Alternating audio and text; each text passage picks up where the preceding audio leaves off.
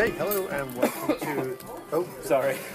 Start the episode with some. So amateur. With some phlegm. So amateur. It's always nice to get some phlegm on the menus. Phlegm on the mic. So, hello and welcome to yet another episode of the After. Can I just quote you back at you? Let's leave some phlegm on the mic. Maybe. You? I think that was you. Yeah. Sorry. I had adapted I just thought you'd like phlegm on the menu, but yeah, I know, but I just think you'd like knowing that someone had quoted you back to you. Back something to that me. you said. Yeah. It's now Did like I? pop Did I? culture, Did I my say pop that? culture references. I think so. Yeah. Okay. Well, I'll take it. Because I've always liked that. Let's leave some phlegm on the mic. Let's leave some phlegm on the mic. It's probably from a crowd Probably, yeah. thing. But I'm just saying you've entered my. I think it's adapted from something though, isn't there? Like, let's leave some blood on the mic, or I think it's adapted. I don't want to know. I don't want to know. Okay. I like your thing. That's all I know. Right. If years down the line I find out, it was a disgusting rip-off, then I can live with it. I don't know. The right disgusting rip-off is the word. Well, I'm just I saying think phlegm. adaptation. Yeah. I think adaptation. No, I'm not saying I'm not saying the ripping off is disgusting. I'm saying the phlegm part. I'll is rip disgusting. you off in a minute. See, that's just weird. You big fool. Yeah, I like the Kellogg's waffle and chicken. What did I have last time? It's at $17 for 4 pieces of fried chicken. That's going to kill me to death. What did I have last time? Well, I had the taco brisket. Tacos Yeah, I remember what you had. Kellogg. But what did I have? Because whatever I have, I have to get the disco fries. I have to get the disco. What are disco fries again? Cheese and gravy on the fries, and it's really Is that what good. you had last time? Yeah, it's Okay, well, really I'll have a good. little bit of that now. It's really good. I'll have a little bit of that. Hello, anyway, and welcome to yet another episode of the After Movie Diner. And we're back again in Brooklyn, in the Kellogg's Diner. You've heard us here before. It's nothing new. God, it's so old. Oh, it's so repetitive. Everything's been done. And I'm here with my cohort. Welcome to the postmodern nightmare. And I'm here with my cohort, and cohort, Jim Wallace. And what did we watch this week?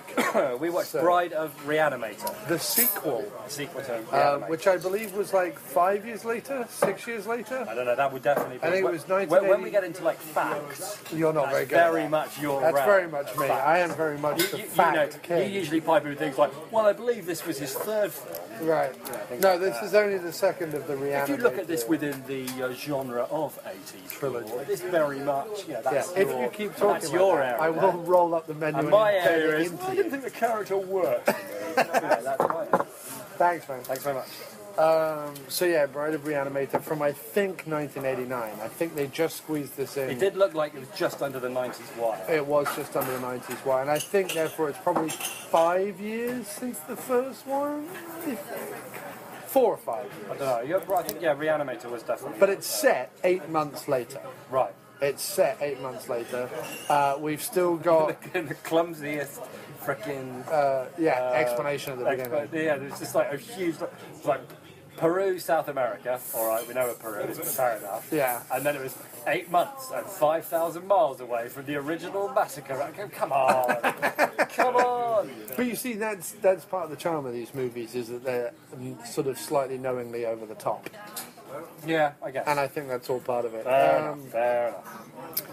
And so we get, if Re-Animator is the Lovecraftian Frankenstein story, then this is the Lovecraftian Bride of Frankenstein story, where, much like Re-Animator, the plot goes so far and then just devolves into special effects, gore, and Yeah, I mean, there really wasn't much. And there isn't in the first one either. I know you don't have much of a memory of the first one. There isn't in the first one either. There is a point up until where they are in the morgue in the first one, where they reanimate a bunch of bodies, and Dr. Hill's in there with his severed head and his headless body wandering around bumping into the furniture, with Meg strapped to a gurney naked. And at that point, the plot stops and just, special effects zombie madness happens, and the third act of the first one is very much like the third act of the second one, except that the third act of the second one pushes the zombie madness to well, let's just say ridiculous heights. I mean, utterly ridiculous. Yeah, I mean, yeah, you'd have to. But inventive heights. Yes, inventive. I confess that I could have used more from that final bit. I feel like I was made to wait for that final bit. Right. And given like the potential of the inventiveness that there was, Yeah. when the wall came down, I felt like it wasn't as, I don't know, maybe it was the nature of like where that it had to be in that cramped space. Yeah, I think that it all became a bit... Also, I mean, no doubt the budget has a lot to play at that point as well. But you have two effects houses working on this. You have K&B Effects, who are in about their third year of being... Here we go with the facts. I enjoy the facts part. They're in their second or third year of being an official outfit. Right, and then who are they again? Talk to me about who they are. That's Greg Nicotero, Right, so that's Howard the Walking Dead Berger, one, right? and Robert Kurtzman. Yeah. And Kurtzman's now broken away and does his own thing out of Ohio, Right. and worked on John Dies at the End and something else recently that he's Well, done. what did the K&B But K and people do? B, which is now K and B because it's Howard Berger and Greg Nicotero. No, that would just be N and B. Sorry, N and B. Right. The K has moved K away. has gone. N and B.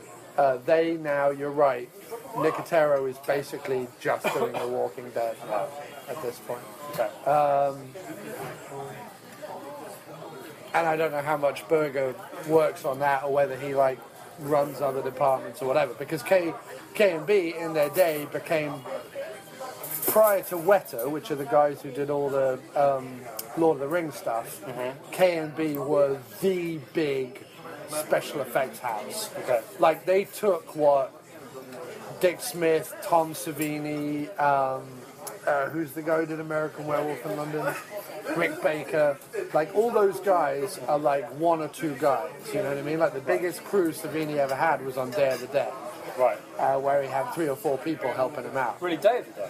Yeah, because he had like much more involved zombie makeup and special effects. And you think of all the effects, I mean Day of the Dead is a big effect showcase for Savini. Yeah, that's true. You know, there's the eye ripping out scene and the head comes off and the whole bit, like, yeah, there's that whole bit. So, and there's Bub, who is like a very involved zombie makeup. So, all those guys kind of have, like, they have effects houses, but they're pretty small. Right. But K&B kind of were the first to say, well, we're going to have a creature workshop, and we're going to have a makeup workshop, and we're going to do animatronics, and we're going to do, you know, a whole bunch of stuff. Like, so this is their... They work... This is still there pretty early on. Yeah, because when they do Evil Dead 2 in 86, 87, they're still working under Mark Shostrom, and although they form as K&B, that's still not an official K&B title. And then So they're what, like 2 guys working for a bigger company 3 guys working for Mark Shostrom, who brings them on as part of his team on Evil Dead? on Evil Dead 2. On Evil Dead 2. And that's where they're sat So there. was he the guy on Evil Dead, or just Raimi No, brought him in for Evil no. Dead Mark 2? Shostrom worked on... What was Shostrom famous for? Did he do some of the Nightmare on Elm Streets? I forget. I should point out that I feel like this is a relevant discussion to be had, because the reason for the... And the other one is Screaming Mad George. He's the other special I want to effects go guy back who to worked this, on it. but the reason that it's an interesting discussion to be had, and why I want to pick your brains about it, is that the whole movie, Bride of Re-Animator, seems to be... It's a kind of movie that doesn't really exist anymore, where movies used to be brought out based on the fact they were going to have like tons of gore. Like, that's why people would watch them. Yeah, and effects ideas. and gore, right. Right. Well, I wouldn't necessarily... I mean, yeah, the ideas for effects and, you know, gory things and, you know, the practical nature of it, but also, yeah, the idea of creating them. And people would want to see that. Like, people would want to see, like, gory, horrible movies, which they don't these days. Right. At least not in terms of what's getting made for cinematic release, which you'd have to say is a reflection of what people want. Like, you know... The reason that they still like found footage and all, but not found footage. The big thing is the Possession movies. ghost movies. Ghost movies. It's got all that kind of stuff. Yeah. And that's what people want to see. People want to be scared rather than like icked out. Do you know what I mean? People don't want to go ick anymore. They want to go woo. Yeah, I guess so. And this, Yeah, I mean, there's nothing in... I would say there's nothing really in Re-Animator or Bride of Re-Animator that is scary to us. However, if it was one that we had seen, like Re-Animator was one that I saw as a teenager, right at the time that I was getting into movies like Evil Dead 2, Re-Animator, the Nightmare on Elm Street movies, some of the later Friday the 13th, where if you see them at like 1 or 2 in the morning, and you've got like the incredibly stylistic lighting, and you've got the gore, and you've got monsters, and you've got stuff like going on that's a bit hectic and a bit surreal and a bit yes, I suppose so. assaulting of the senses. Yeah. It's not scary, but it does leave you with that. No, you mean that slightly unnerved. Yeah, you don't want to. In the same way that sometimes when I'm watching the modern scary movies, I find it difficult to watch because I'm too scared to look. Like I do get that sometimes. Right. I'm too scared to look. But this is more of I'm too scared to look because it's so horrible and disgusting, and that idea of the body being so fragile. I guess, hey, how you doing? Are you ready to order, man? Yes, I believe I am. Yeah. Can I get a silver cup on a panini and a cup of caramel tea? Thank you very much. Can I get the popcorn shrimp? And I'll get that with a side of disco fries, please. That's it. Thank you very much. So yeah, scary would be, if I was in my late teens, the bit where at the end she's holding out her heart and her body is like decomposing. Yeah, that would have been pretty intense for me. That was very cool. So, I like that. So let's go back to the beginning. So this is the Arrow Blu Ray of Bride of Re-Animator, which I believe is set to come out in April. So it's a preview. We're doing a preview. Official. Although Bride of Re-Animator, the movie, has been out a long time. Right. The cut we watched was the unrated version. And you could see, like a lot of these that are then put together after the fact. Yeah, there were 2 scenes, right? Where it was there was more than 2, but there was some little bits as well. But like you could see a difference in the quality of footage, which to be honest is pretty standard. That's nothing that Arrow can help. It's just you're making the choice, right? You're making the choice of, look, you can either if you want to watch the unrated version, then you get everything that there is available. Yes. But some of it is not going to be as good quality as the other because of this is the only footage that we've got. And at least they've gone back and edited it in. Yeah. So that you can sit and watch the movie. Understand, because one of the things that was definitely unrated was her pulling out her heart and holding it out. Right. And I feel like that's quite a key moment in the whole movie. And I would imagine, in terms of like an idea or something. Yeah, although I haven't seen the R-rated cut, I would imagine that bits of it are in there. Right. And the way that they edited it in was that they just let the unrated footage play, rather than cutting back and forth between whatever was in the R-rated cut and the unrated cut.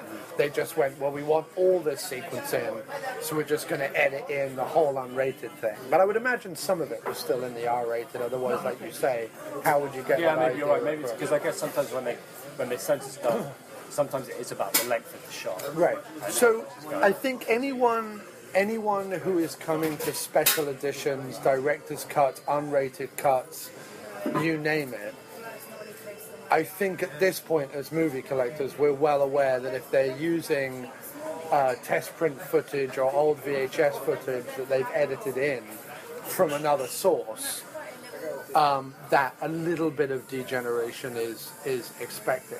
And in this, it wasn't jarring. No, it wasn't at all. If anything, it gave it like a little free sign. Do you know what I mean? Like, yeah, it gave it like a, what are we about to see? Right. We're allowed to see. So we watched the unrated cut, so I feel like we've seen everything. The 2 special effects houses worked on it, Screaming Mad George, and I forget what he's famous for. So Screaming Mad George and Cain working sort of side by side. We didn't watch any of the special features, unfortunately, because we just didn't have the time, but there are a whole raft of documentaries. There's probably one on the special effects, I would imagine. This is a Brian Yuzna joint, which means it's directed by the producer of the first one, Yuzna was part of the production company that brought Stuart Gordon and stuff together for the first one. He also directed Return of the Living Dead 3. No, I tell you what Screaming Mad George worked on. Another Yuzna film, Society. Screaming Mad George is famous for that ending sequence in Society with people's heads coming out of their butts and all that kind of stuff. That's what Screaming Mad George is. And I believe Society comes before this, so it may even be something that Yuzna brought him on after seeing what he did at the end of that. But he's known as doing gooey, weird shit. So I would imagine like some of the bits at the end with like heads stitched onto legs and all that. I know there's not much of a plot. Right. So the movie starts 8 months after the first so one finishes. and they're in South America for no reason, and then they come home.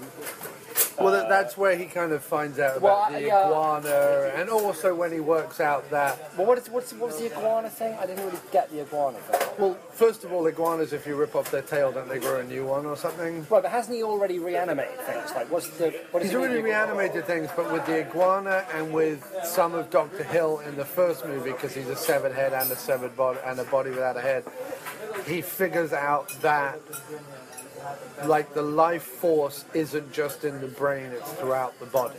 Right. That's kind of like the driving force in this one. In the first one, it's all about reanimating the brain post-death. So how long does the brain survive once the body dies? Okay, all right. This one's just the body. Okay, so they're in South America, presumably kind of laying low and also continuing their research, but then the war that they're in the middle of using all the dead soldiers for, gets a bit too hot for them, so they run away, or they go back also, the Italian bird is in South America. Again, something that isn't really explained. Then they go back to where they come from, which again is like... Well, it's Arkham Miskatonic. Yeah. The town is called Arkham, and the university is called Miskatonic, which is a nod to H.P. Lovecraft, because that's where the story takes place. Right, fair enough. So they go back to where the first thing happened. And then basically... the plot of the movie seems to be they're trying... Well, there's 3 dead bodies from the... massacre that's still... Don't get too involved in it, because we can come back to that. My point is that the essential plot... Well, no, because that explains what the policeman's doing. I was going to make the leap to the fact that throughout the movie... fair enough, yeah. So, 3 of the reanimated corpses at the end of the first one are now in the psycho ward of the hospital. Which is quite still effective. Reanimated, but like they are at the end of the first one. Drooling, juttery, gloopy stuff coming out of them. Generally kind of zombie-esque. But much more disturbing than zombies, because they're not like... It's different from zombies because they're not preserved in some kind of. I think about zombies. They're either like preserved in the way that they died, right? So they've got bits missing or whatever, or they're decaying. Yeah. But there's a feeling of even with your zombie, the decay is. I don't know. There's something natural about it. Does that make sense? Right. Like whereas these don't decay. These are in the state they were on the slab when they were brought in. There's definitely a feeling of these things. I know obviously zombies shouldn't be alive, but with a zombie there's a feeling of this is a dead person who's come back to life. Do you know the difference? What? I think the difference being, apart from the fact that first of all, these zombies carry the wounds with them of whatever brought them into the mortuary in the first place. So one of them, for example, has a stitch from his navel all the way up to his neck, where it was obviously split open and had an autopsy. But also, they're in pain. Yeah. They've been reanimated, and their body is feeling all the pain of their death. Yeah, that's true. So that's meant to be... It's like really horrible, disgusting. It's just like it's like really embalming nasty. fluid and blood and everything else horrible, and bile coming out. But it is effective. The idea of putting them in the lunatic asylum is that's quite effective. Anyway, so they're in and there. it's also a throwback to the first movie where the principal Halsey is put in a straitjacket because they believe he's gone crazy, but actually he's been reanimated. So he's like throwing himself against the window and like very crazed and okay, cool. Kind of stuff. So one of the reanimated corpses is a woman and her husband turns out to be a cop who, throughout the movie, is trying to. Well, he's reopened the case and he's trying to figure out how his wife is back alive again for two reasons. A, because his wife's reanimated, so he knows something went on. Secondly, because he actually killed her. Oh, that's right. Yeah, He claims that she fell down the stairs, but West, when confronted with him, admits that she was brought in with multiple contusions about her head. Yeah, that's right. The cop is constantly referred to as a wife beater. I presume so that we don't feel too bad when Herbert West kills him. Yeah, I feel like it's an odd one because you would expect in your normal horror film for there to be a cop investigating the horrible goings on, and for them to be a bit of a narrative driving force, a bit of a cipher, but not much more than that. To make them like the murderer of the wife they're trying to avenge, that's a neat little turnaround. Yeah. And I don't really feel like they care about whether the audience, forgive or identify with Coombs, because Coombs is he's pretty far gone. Well, Coombs to me, especially in this one, but I think in both of them, is much akin to Cushing in the Hammer Frankenstein movies, meaning that his morality is not the point of his character. No. Like, the point of his character is science, work, figuring this stuff out on and above everything else. Yeah, he's absolutely focused and dedicated. Scientific inquiry, that's all again. Right, with a healthy, heavy dose of mad scientist, dolloped on top. But anyway, so basically, West and Cain are continuing their experiments. Cain, who's a bit of a meathead cipher, to be honest. They're continuing their experiments, and the cops trying to bring them down, and their experiment looks to be culminating, as it were, in making a woman. From scratch. Right. Oh, that was Thank you very much. Yeah, they're making a woman from scratch, basically. And what we find out in the end is that, and we see a little bit of this, is that West has been experimenting, stitching a whole bunch of body parts to a whole bunch of other body parts, just for his own kind of warped amusement almost, but also to try stuff out, but also just a little bit like, I wonder what would happen if I did this, Well, okay. So the thing is, I haven't seen Society. Oh, yeah. That's great. Thank you very much. Thank you. Oh, can I get my camera? Thank you very much. No, I haven't seen Society, but I understand that a criticism of it is that it takes a long time to get to the end, and that's what you're there for. You're there for the end, right? Right. That everything up to then is okay. It's fine, but the whole movie is a delivery system for that big final thing. Would that be fair? Yes, but I would say if you're about to level that accusation at this, I would say this is way more successful than Society. No, I wasn't actually. What I was going to say is, I mean, I don't think that, but I do think. No, that's pretty good. What I think is that I'm not sure how interested Yuzna is in parts of the movie that don't involve the gore and the special effects. Right. And I think my biggest problem with the movie was that the pacing is horrible. Yes, I agree with that. I do agree with that. But I think that the one thing that keeps me watching is Combs. Yeah. Like Jeffrey Combs. And let's be fair, again, much in the same way as the Cushing Frankenstein movies. Like, there are a couple of the Cushing Frankenstein movies that have great supporting players and all the rest of it, and you're like, okay, I'm really just enjoying all of this. Thank you. I'm really enjoying all of this. But there are a couple of Cushing Frankenstein movies where you're like, God, if Cushing wasn't in this, I really wouldn't be sticking with it. Right. You know what I mean? Right. And I think this movie has three things going for it. I think it has Combs being amazing. I mean, yes, being a crazy old ham, but in the most enjoyable way. Yeah, he is. And in he a is way, really good. and in a way that's consistent. Like, you never feel he's out of his character. You never feel he's going on and above his character. It all feels realistic within who West is. And that takes quite, like, a deft hand to do that. Like, it takes quite a skilled, like, person to ham it up that much, but still maintain the believability of his central thesis. Right. Did we finish? So yeah, the big experiment is they're trying to make a woman from scratch using different parts. Yeah. And that's going to be their big. Yeah. That's going to be their big trial. Yeah. And that's it. That's it. Right. And we're all building towards that. We're all building to her walking off the slab.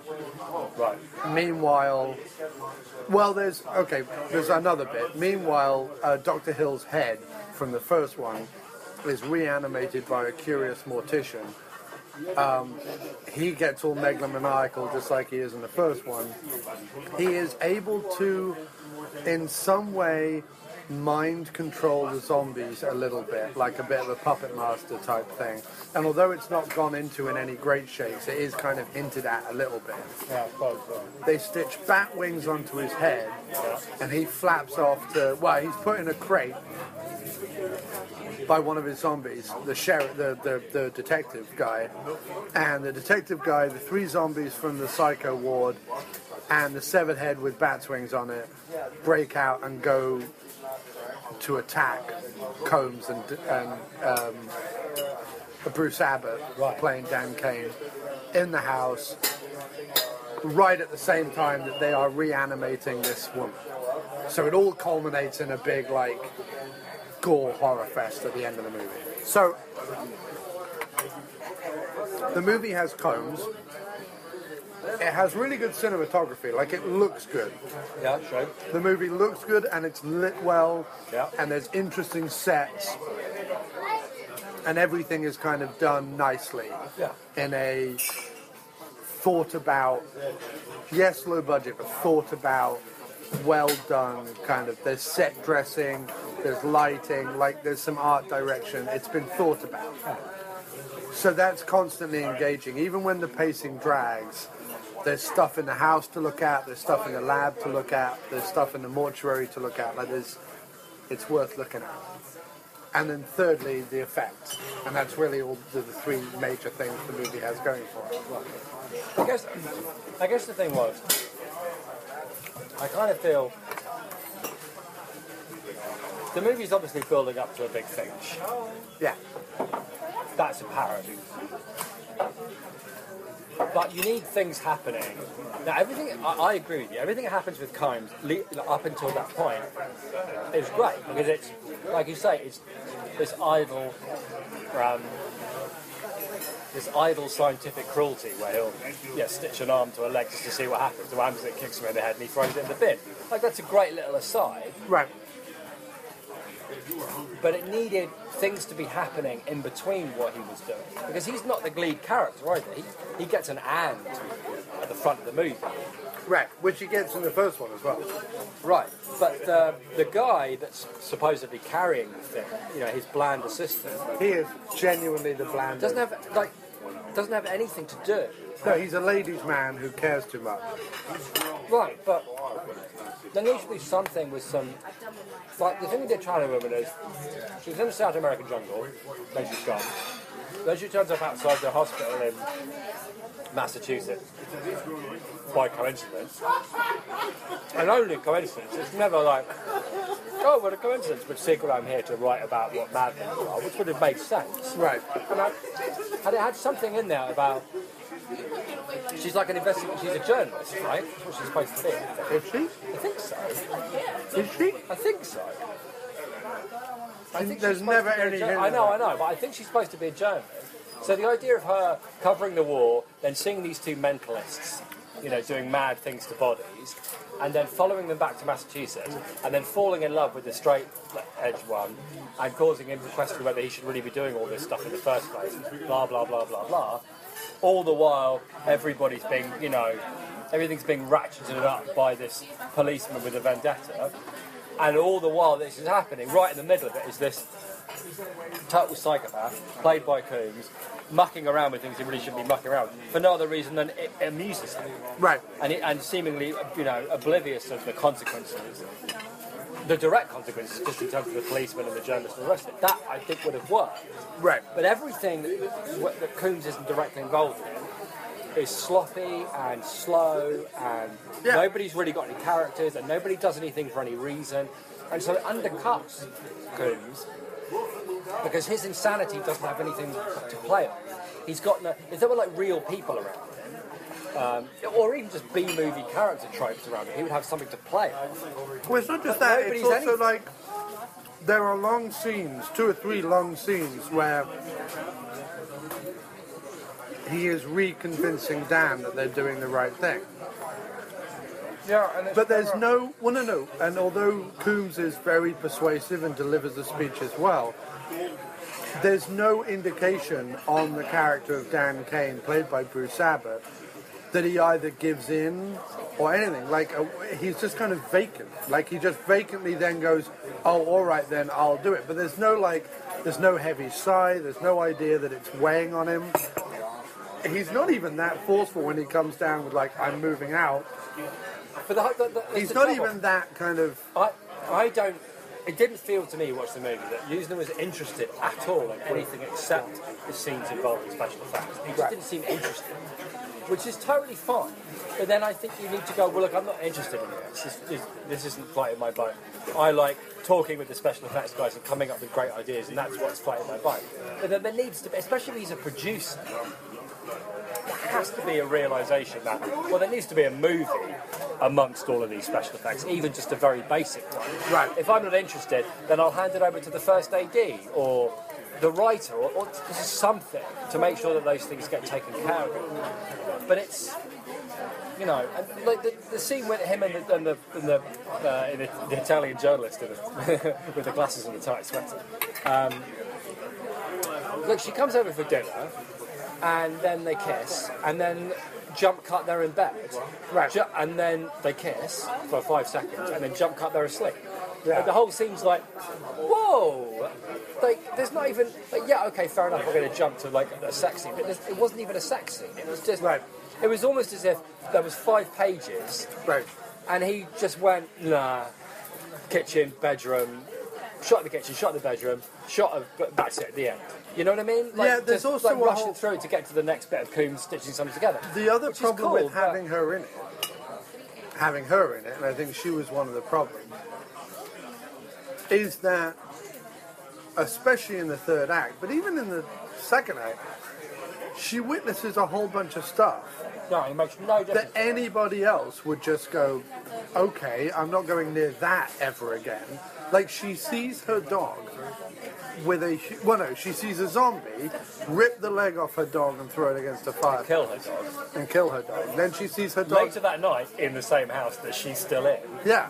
She sees the dog reanimated with a human hand where its leg was. Right?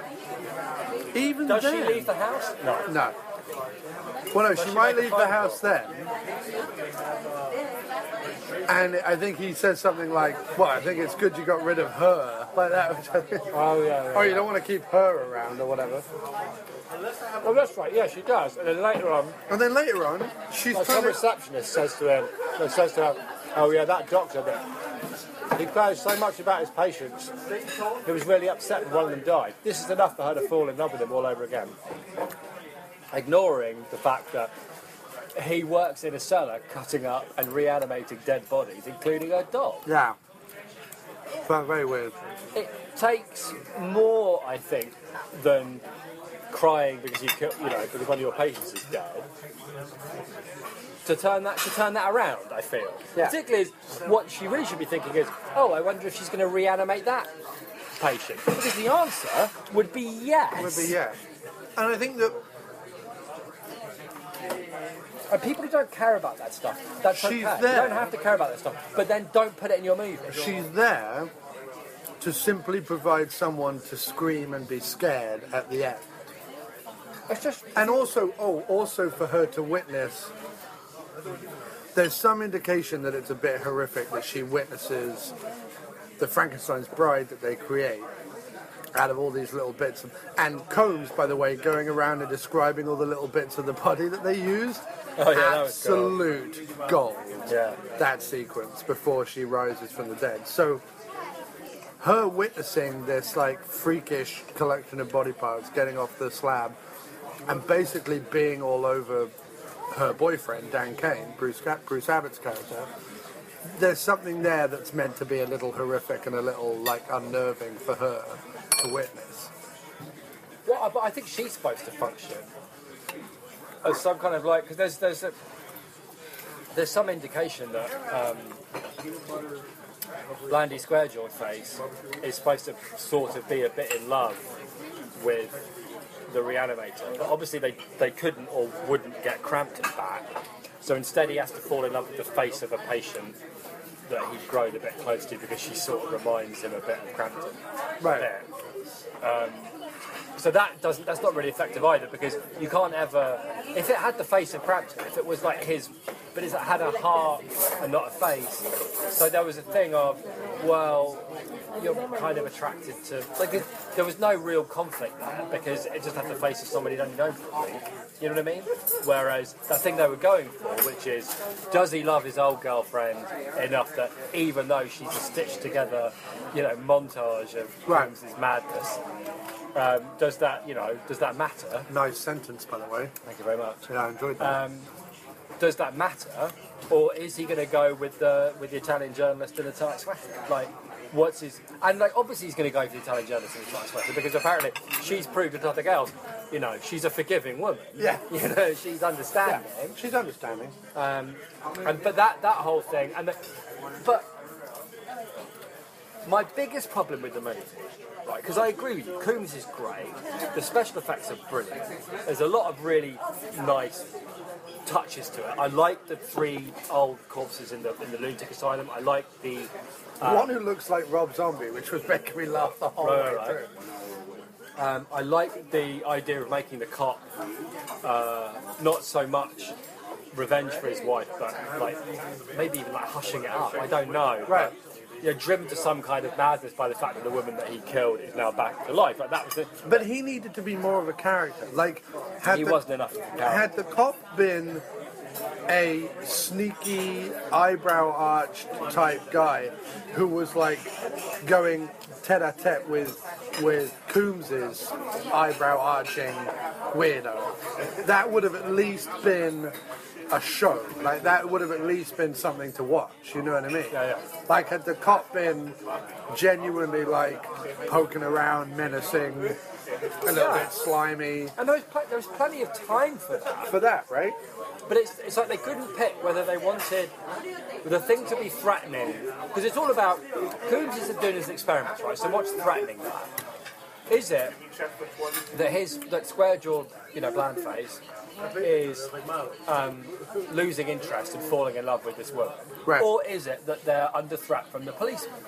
But because it's both, neither of those things gets any room to breathe or any time to develop into anything interesting. Right. You're talking about a good, 2/3 of the movie is like not interesting. With the stuff that is... No, I would say about a third of the movie. Maybe you're right, okay, maybe a third. Yeah, you're right, okay.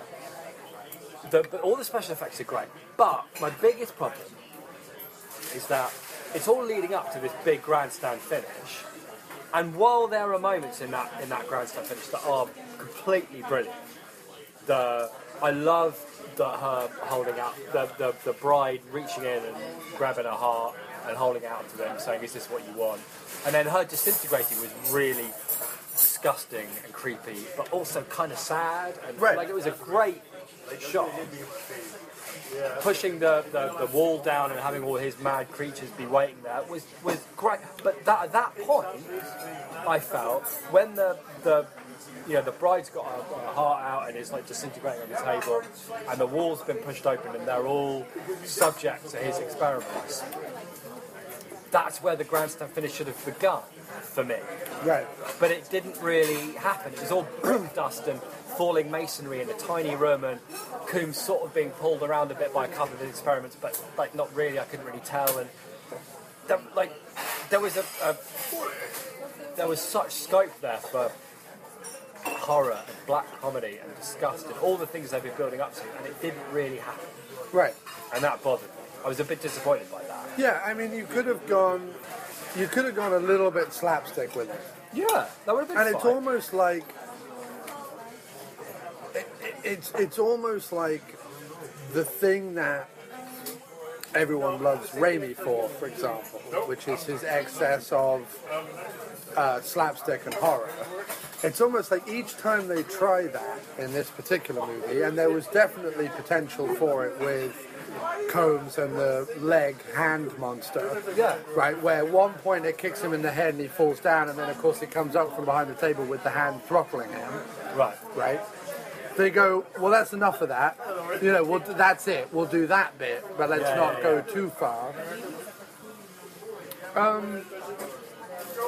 You know, otherwise it descends into a, you know, Campbell-esque splatstick set piece.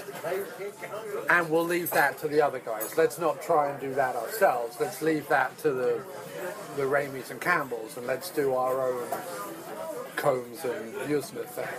Yeah. Yeah, I there was lots about it to really, really like.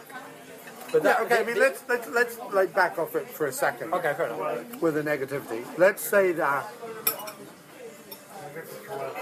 Let's take ourselves back to the 80s, or even the early 90s. I think the point of the movie, outside of everything we're talking about, is to have a film that, if you enter it knowing, maybe having only seen the first one once, right? Because it's not, Which is, I think I've only ever seen it. Right.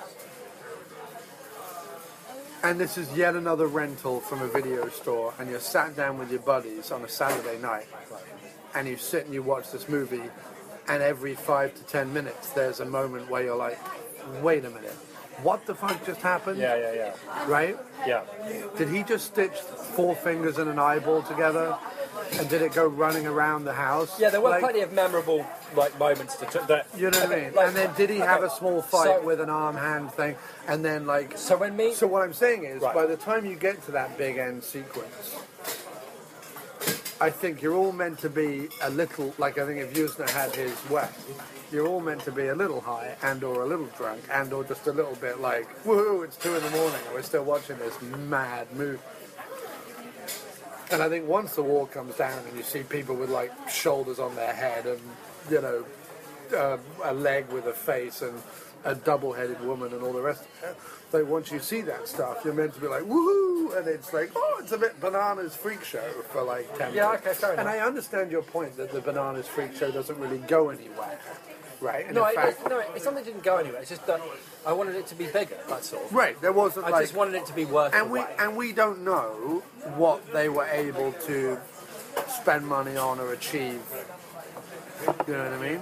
No, I agree, but I'm with you on that, because thinking back to when I used to watch horror films with Milborough, right, back in Hazel, you know, we were obviously we would I can't remember if it drove you bananas or whether you were out there with us, but you know, we would take 3 or 4 or 5 cigarette breaks in a film. Yeah. So if we'd watched this one, every time there's a cigarette break, there would have been something to talk about, like you're saying, the mad fingers. Something to talk about, you know, over the cigarette. For sure, that was regular. And I know we've talked before about how sometimes you have to sit through a whole movie where nothing happens because they're saving their money for the big thing at the end. Whereas this one did feel like every 20 minutes, every 50 minutes, there was a big, you know, special effects set piece. And maybe that means the end does suffer because of that. So I guess... But I also think that we have to go back to a point where you're not watching this movie for any other character other than maybe Jeffrey Combs. Right. And also, you're watching this movie and seeing shit you never, ever, ever thought you'd see put on screen. Yeah. Do you know what I mean? Like, Yeah. we're at a point now, because of the movies we've seen, the life we've lived, whatever. That's true. Yeah. Right? Then we're a little jaded. A Yeah. little. Yeah. No. Fair, You know what I fair mean? point. Like, I watched this movie and appreciated the crazy ideas instead of feeling like, oh, there's a crazy idea. Yeah, you know yeah. what I mean? Yeah. I appreciated that they like sewed bats' wings onto the guy's head and That flew was around. fun. Yeah. But if you grew up watching Terry Gilliam cartoons, that's not a huge leap. You know what I mean? Like, you kind of, if you are the sort of person like you and I are, where for a vast swathe of our life, some of our best times are sitting around in the cellar coming up with bonkers ideas, then part of the thrill of a movie like this is to see some of those ideas realized. It doesn't necessarily have to be in the midst of a Great film. dramatically satisfying Yeah. plot. Yeah. Fair point. You can say, I've seen a movie in which an arm is strapped to a leg You're right. Actually. and brought back and... Yeah, because I suppose on one level, yeah, I'm finished. Yeah, thank you very much. Yeah, I'm done as well, thank you. So good, those disco fries. I might have to do that next time. I might have to get the popcorn shrimp for the disco. Yeah, I'm good, yeah. Thanks, man. Thank you. You're welcome. Yeah, on one level, there's definitely value in sitting through something, whatever it is, where there's some image that. No, I think that will do us. No, I Right? think we're good, yeah. Thank you. There's some Thanks. image or something that sticks in your mind. Yeah. And you're right, when you're 14, 15, 16, how old were we when we were watching these kinds of films? Yeah. Like House 2 and all the rest of it. And Right. Friday the 13th. House is and another prime Nightmare on example. Elm Street. Yeah, all those kind of movies. Where, like, no, you watch Nightmare on Elm Street again now, and it's, Open there, guys. thank you very much. A lot of it's garbage. Right. But there's enough, like amazing.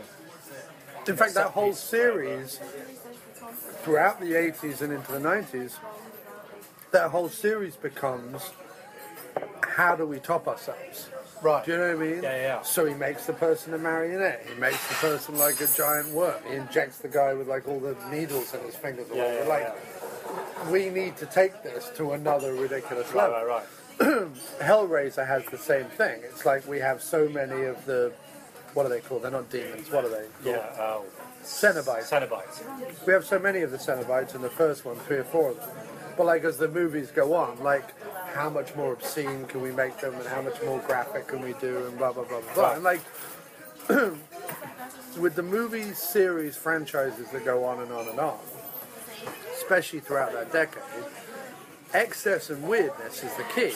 And while I completely take on board everything you said about the movie, and while, yeah, you're right, there were bits in this movie where I'm watching it going, get on with it, come on now, I know what's coming. Like, I predicted that the woman and the Frankenstein's monster would fight. I predicted the guy would have bat wings sewn onto his head. Like, there's a whole bunch of stuff where I'm like, just show me the money at this point. Like, I'm just waiting for it. We're totally ready. But I would never, ever, ever condemn it because it was a point in cinema where people were like, here's a fucked up idea, let's go do it. Yeah, and that's fine. And we have way, way, way, way, way too little of that now in movies in general.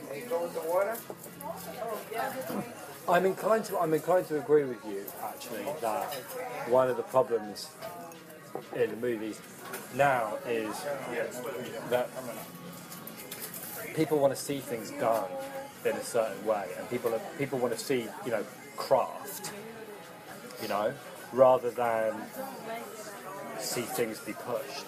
That's a huge generalisation. I think that's right. I think people are watching something like Bride of Re-Animator for the craft of special effects. I think that's one of the reasons why you watch it. If you're a gorehound or a special effects I think that's I see what you're saying, but I think that's true, but that's not. When we're like 14, 15, remember, we're not sitting down at Bride of Re-Animator to watch it for special effects. We're watching but it we're because watching it what to the special effects affect us. Those practical special effects, which you don't get with the CGI.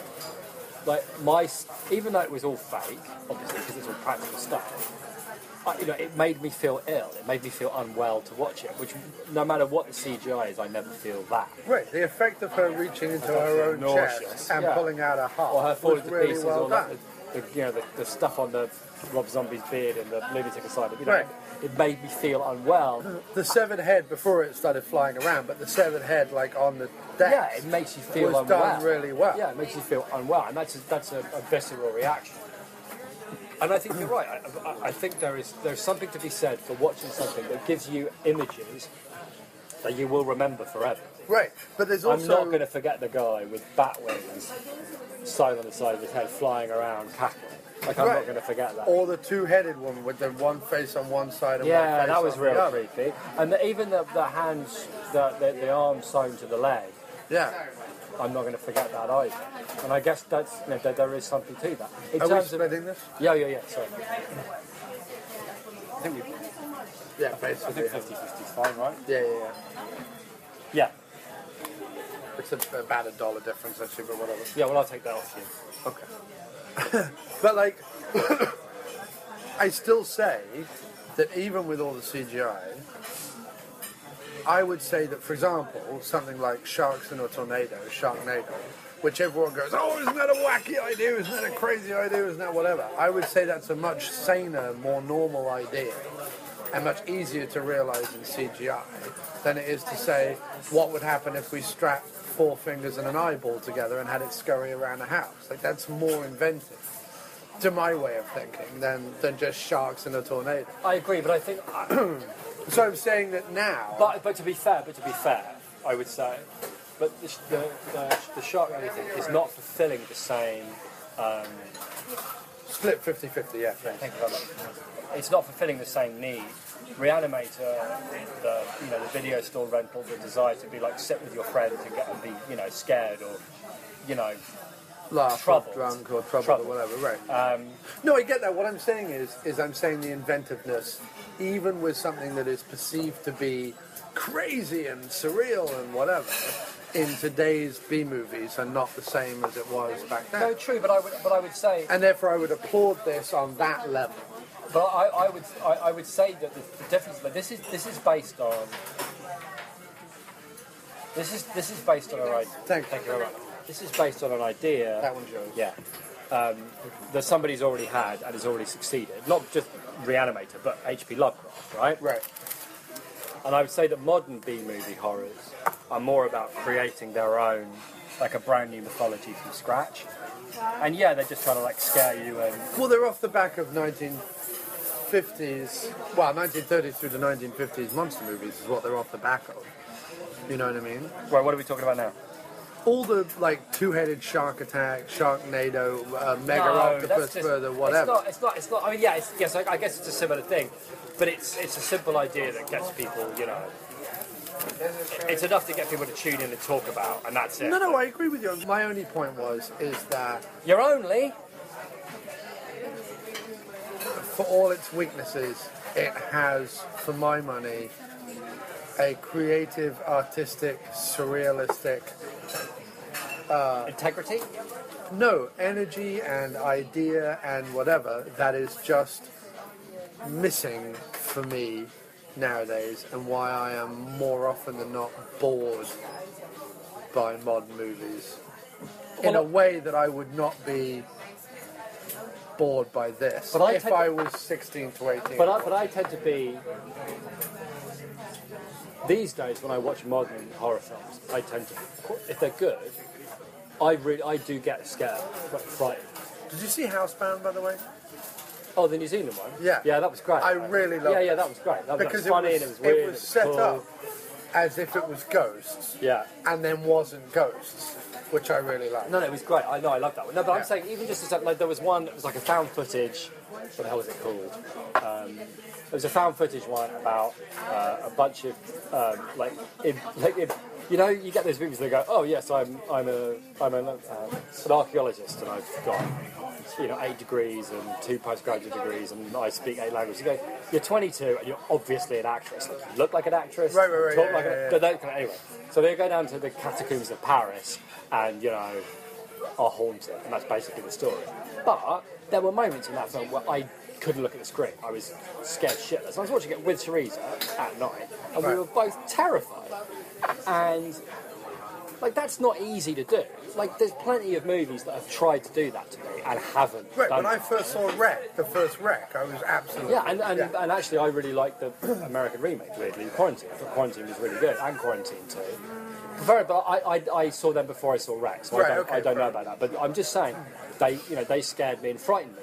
And this one didn't scare me or frighten me, but it was weird and, troubling. But I think you're right. At the time, when we were teenagers, those movies, The Re-Animator, Howling, Nightmare on Elm Street, all the ones we love, were really visceral and weird and troubling and all about the fragility of the human body, but also how much fun it is to to watch horrible things happening. Right, you know what I mean? Right. And that's what we were into. But now people aren't. Now they're into having the shit scared. Which is that's cool. It's just things move in cycles. You're comparing sort of horror with 80s horror. I was talking more the pervading sense, meaning that, and I think your comparison has a lot. I think your comparison, horror movies have moved back more to some extent to the 70s, where it was a lot of psychological and tension and that kind of stuff. But I think what I was talking more about is it's not just the Bride of Re-Animator that had weird and wonderful ideas in it, or even the Howling, Nightmare on Elm Street, or the others you mentioned. If you watch blockbuster movies of that time, it's weird and wonderful. Temple of Doom is weird and wonderful. The Young Sherlock Holmes is weird and wonderful. Howard the Duck is weird and wonderful. Ghostbusters is weird and wonderful. If you actually analyze some of the stuff that's in Ghostbusters, the original one, the zombie cab driver and just the idea of some of the stuff that they find in the library and just various things throughout that movie, it's sort of weird and wonderful. It's incredibly inventive and creative. You know what I mean? Well, even if Aykroyd is plundering a bunch of mad books he read in his brother's library, but here's the thing. This is it's unfortunate, but the truth of the matter is that you think that that's disappeared, but it hasn't. But it lives on TV now. That spirit of things. Because what it is that TV is like how movies used to be in the 80s and 90s. People keep telling me this, and I keep watching TV and not seeing anything. Hear me out. What I'm saying is, and it's purely in terms of finances, right? In your 80s, 90s blockbuster movies, you could afford to spend whatever, 10, 20 million, and you could take risks because you're trying to stand out from the other 20 million, right? That's what you're trying to do. So there's a lot of money being pumped in, but not enough that they can afford to take their losses, basically. Right. And TV's all about we crank it out. It's 26 episodes. The same thing happens every week. It's got to be. Can we skip forward to the point where you give me an example where TV is as inventive and weird as 80s movies? All right, fair enough. Okay, so because I get what you're saying and I understand. I think everyone listening. I'm just okay now. Granted, I haven't seen the whole... I don't mean to be rude. No. Granted, I haven't seen the whole thing, but what you're talking about, something like Penny Dreadful, for example, has a lot of that stuff, which I thought would be up your street, given it's Dalton. I just haven't got round to watching. That's fine, I'm just saying. It's Hammer influence, but it's weird and strange and unusual and troubling, kind of cool, and it's got... Dalton is one of the lead guys in it, being very cool. I want to see it. Yeah. Is it still on Netflix? No, it's Showtime, and Showtime can be a bugger to get. Oh, we have Showtime. Oh, well then it's on Showtime. Yeah. And you've got Hannibal on NBC was unbelievable. Hannibal was as close to what's going on in Re-Animator as I've ever seen. Practical effects, unbelievably gory, proper body horror, but funny, darkly comic, deeply troubling, looks unbelievable, like amazing, just like those shots in Re-Animator. Like the closest thing on TV at the moment to Re-Animator is Hannibal, and it was, nobody watched it, but they kept it on for 3 seasons because it was amazingly good, really terrific. That's another good horror one. American Horror Story, like it or not, was weird and strange, and I've only seen the first series, but like I really enjoyed it. It was odd, and not like, ooh, there's a scary thing, but just strange and troubling. And there's plenty, because the idea is the financial risks are the same. In other words, Fox or whoever, or Showtime, can afford to throw like a chunk of money at a series and for it to afford to fail, because only one out of their 8 need to succeed for them to make all the money back. Just like movies used to be back in the day. Right. But now, you make a movie, unless it's going to be like a low budget, you have to make your money back. That's all there is to it. And that is much more like TV used to be, which is, listen, Jessica Fletcher's got to solve the murder every week, because this is costing us a lot of money, you know what I mean, and it needs to make it back. That's how it is. Right. Fewer series, less risks. No, and that's there are, and it's just they just there are, for example, like we've just been rewatching the Marvel movies because Civil War's coming out, and Kim hasn't seen it. It's an amazing experiment that has no right to come off, that experiment. No, but like if you look at something like Guardians of the Galaxy, and I know it's done by James Gunn, who has like a kind of but then that's their gift, isn't it? throwback fan watch. But anyway, something like Guardians of the Galaxy has no business succeeding, and actually succeed. It doesn't succeed in the areas that you think it would. In other words, the square-jawed, quipping hero and the sexy green alien woman next to him. They're actually the most boring thing about it. What succeeds is like the big lumbering Hulk guy who takes everything literally. The talking raccoon with a machine gun. Right. Raccoon with a machine gun, and a tree that only says 3 words. Yeah. Right? 1 word. Right? Yeah, 3 words. I am Groot. Oh, I am Groot. Yeah, you're right. So like the 3 things where you're like, this shouldn't succeed, it succeeds off the back of that. And they're by far the most inventive things happening in any of... But you see, the genius of Marvel, as opposed to, say, for example, the Batman DC movie. The genius of them is they know how to give the masses what they want. So in other words, like you may not agree with the Chris Pratt Zoe something, but like that element of it, right? The easy to identify with, oh, I know where I am with this. That's what's getting 80% of the audience into the cinema, because they know where they are. Where it's an adventure, there's going to be action. Here are our heroes, the end. And then putting enough interesting, weird, like nice little bits of dialogue, nice little ideas, little visual gags, that the 20% of people who get passionate, like the fanboys or the rest of it, are going to be, really enthused, and that's how you manage to make a whole universe out of it, because you are finding a way to make everybody happy. No, you're not making the greatest film. Like the people that enjoy the Groot raccoon bits would have maybe done a better movie, maybe like Serenity, something with a more purity of vision to it, maybe that excites them more. But in terms of like these days, cinema has become. It's much more of a transaction, as in, I'm paying you money and I need to be entertained for this money because I'm poor. I don't have a lot of money and this is costing me cash. Right. So everybody expects to go and take something out of it. That's why, stop the Force Awakens Star Wars, right? Had a lot of problems to it, but I enjoyed watching it a lot. Like, I really enjoyed it. I haven't seen it. Well, it's really enjoyable. Like, there's nothing else to say, and I think that's what people are saying about Batman v Superman. Yeah, it's got a lot of problems, but I really enjoyed it. At least that's what I'm hearing from some place. And also there was always bound to be. If what goes around the internet is all the critics hated this, and here it is with a low thing on it, there's bound to be a backlash on that, and it doesn't matter if all the critics had loved it. Guaranteed the same fans that are saying that they liked it and were really enjoyed by it would have come out of the cinema and gone, I don't know what the critics were talking about because I found that a bit boring. Yeah, it's true. It did work out for them. I'd be interested to see how it's going to go from here. The trailer for Suicide Squad, other than the fact that I have absolutely no interest in the DC universe whatsoever. I mean, absolutely no interest. The trailer for Suicide Squad, it used Bohemian Rhapsody brilliantly. Right. Whoever made the trailer deserves like a big pay rise. but there was like only one bit of dialogue in the whole film, right at the end, and it was like, oh, that's a weak joke. And it's directed by Sabotage. Right, yeah. And no way does that.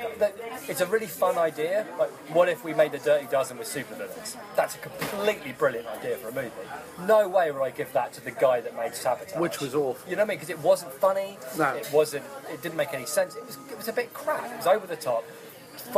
Took itself far too seriously. It was a bit crap. I'd give Suicide Squad to Joss Whedon. I don't know, someone with a sense of humour.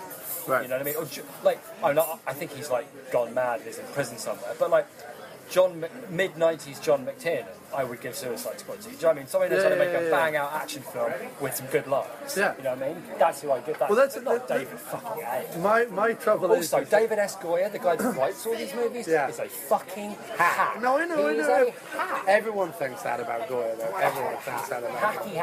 Hack. So it is what it is.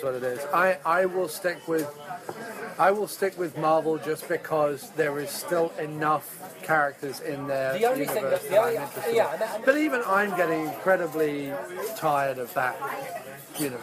They haven't the only one that's let me down, that I felt genuinely let down by, was Ant-Man. I thought Ant-Man was boring and not fun. See, weirdly enough, I didn't mind that, man. I disliked Age of Ultron. That's probably the worst. But again, I think Age of Ultron, for me, I got the Batman v Superman. First of all, I will say this. Every Marvel film that I've watched on a plane, I've really enjoyed.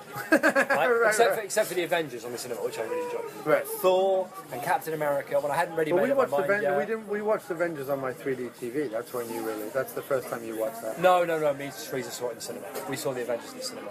Oh, okay. But we might not have seen it in 3D. Oh, no, we didn't see it in 3D, that's right. We saw it the first time in 3D on your But anyway, that's all good. We got way off the point. But Bride of It has its Re-Animator, place. The reason we're talking about this is it has its place in the history of entertainment. And it is cinema. on the cusp, like we said, it's on the cusp of the 90s. It is on the cusp of all that 80s horror excess madness collapsing under its own surreal nonsense. Yeah. It is right on the cusp of that. Yeah. You know what I mean? Yeah, because then you're getting into more... Because you've got a couple more years and then you start getting the Screams and the Know What You Did Last Summers and whatever, and horror goes back to like slasher and some other stuff. Like it stops being inventive. You still get like Freddy vs. Jason, which has some like really interesting. But I feel like that's almost an early comic book movie. It is, You know what I mean? Like that's the void it's trying to fill. Yeah. That kind of all give the fanboys what they want because that'll at least get us a certain amount of cash. The idea of like the high concept movie, basically. Right. No, the odd one still ekes out throughout the 90s, but I think this is just on the cusp of I think like Silence of the Lambs as well. It's like, oh, we can do serious horror. Horror can be serious. Which always makes me laugh about Silence of the Lambs, because it's so obviously put together like an incredibly enjoyable hokey B movie. Oh, yeah, it's great. The fact that it won Oscars always makes me laugh, because really it's absolute bonkers. Yeah. Like, he escapes wearing some dude's face and, like, having strung someone up elaborately in a cage. It's because, I guess people... None of that would like work. To be scared. No, you're right. I guess people like to be scared. And... like that whole serial killer, like people are crazy with that shit. Right. But then you see, the thing I don't understand is when, and the same thing happens with like Escape from New York and Escape from LA and lots of other movies. But everyone says like Silence of the Lambs is amazing, like it's an Oscar-worthy horror movie. But then like the remake of Red Dragon and Hannibal, both of which are absolutely equally just as bonkers, serial killer, one-liner spouting, brain-chomping madness. They go, oh, it's awful. It's the worst thing ever. Yeah, but to be fair, I really like Silence of the Lambs, and I haven't seen... I like Red Dragon, and I like Hannibal. I couldn't watch 10 minutes of Red Dragon. And Hannibal suffers from being made by Ridley Scott, which means it's overblown, pompous. I kind of enjoy... bullshit. No, I can't... I have a big problem with Ridley Scott. Me and Ridley Scott do not get on. No, he made what? Alien, and what else that's any good? Well, John swears blind because he's never really liked Blade Runner either, but he saw Blade Runner on the big screen and said it was really amazing and he finally got what everyone was fucking talking about. So I really need to see Blade Runner on the big screen before I make any passing judgment on Ridley Scott. Okay. There we go. All right. Anyway, Thanks very much for having me, man. It's fine. I believe we covered cinema? Yes. All of cinema. All of cinema. You've been Jim Wallace. I have. I've been John Cross. This has been the After Movie Diner. I've eaten shrimp and I'm farting up a storm. Let's end. Okay. Thanks, man.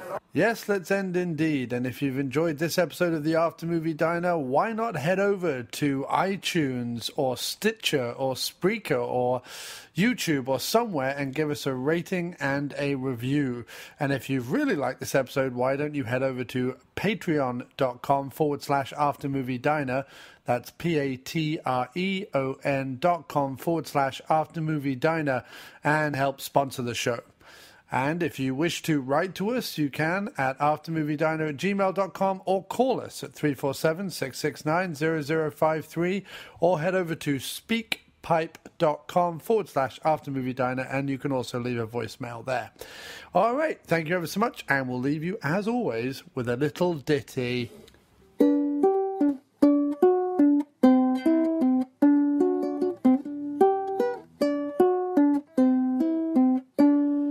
She was the queen, and I was the king. For her, I would have done anything. She wanted the world, and all I got her was a ring. And she left me the day after prom. It wasn't so bad growing up round here. The mornings were bright, and the evenings were clear. And you could get just about anything for one glass of beer. But she left me the day after prom. She pulled out of my drive in her 58 Corvette. The road in her eyes and her hair still wet. I didn't go with her, that decision I regret. But some legs just weren't made for roaming. I still live and work in this ramshackle town, and I try not to let the past grind me down. And I hope what she was looking for she eventually found. And she left me the day after prom. I picture her sometimes, the country stretched out in front. Some people just live for the thrill of the hunt. And I hope that she's happy and has all that she wants. But some legs just weren't made for roaming. Oh, she was my queen and I was her king. For her I would have done anything. But she wanted the world and all I got her was a ring. And she left me the day after prom. Yeah, she left me the day after prom. Yeah, she left me